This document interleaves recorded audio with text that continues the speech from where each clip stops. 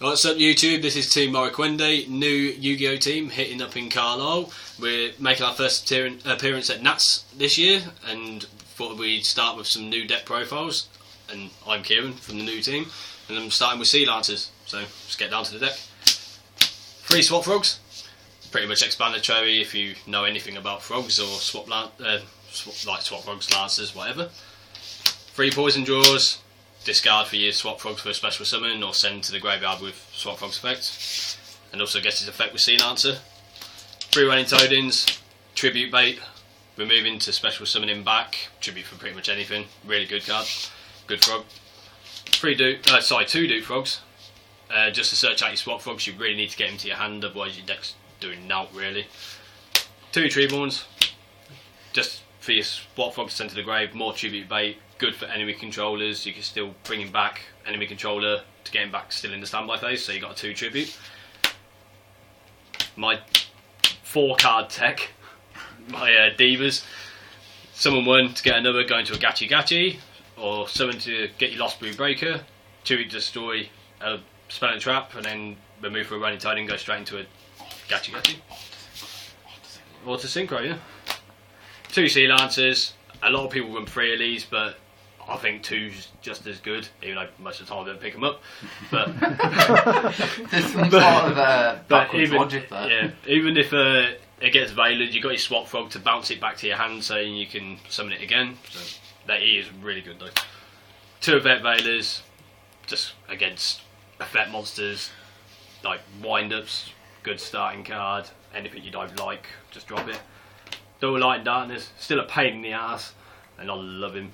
Brilliant, such a good card. Like 1 Gauze, 1 Jagodia, pretty explanatory really, and a Battle Fader, stops the OTKs and all that.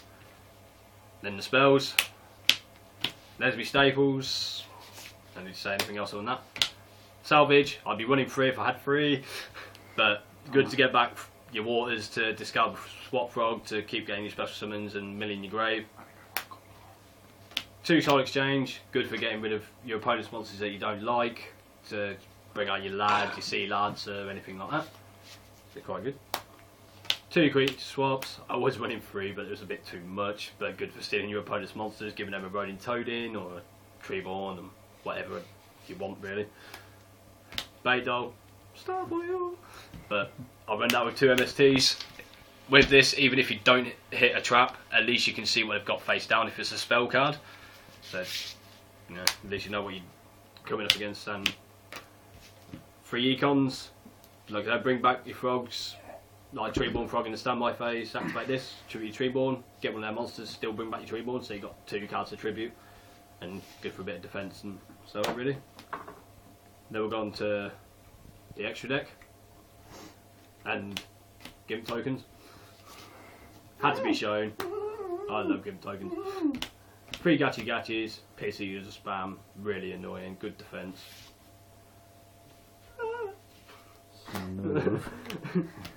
2 Dark Mist, they're really funny. Don't summon them too much, but they can get over some things, some really big attack things. I have these. That's really the only one I can summon out of the 5 of them. Let me zoom in on this piece of junk right here in the middle. Do you want to explain this one, Kieran?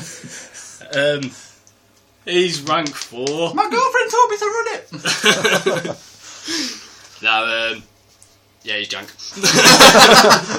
But Tyrus is the only one I can actually summon. I don't run any level 3s, level 4s. I run level 5s, but it's not very often I'll summon him anyway. I'll physically give you a Gemini Pearl if you promise to take that out your die. The only reason I run this because I haven't got a Catasta.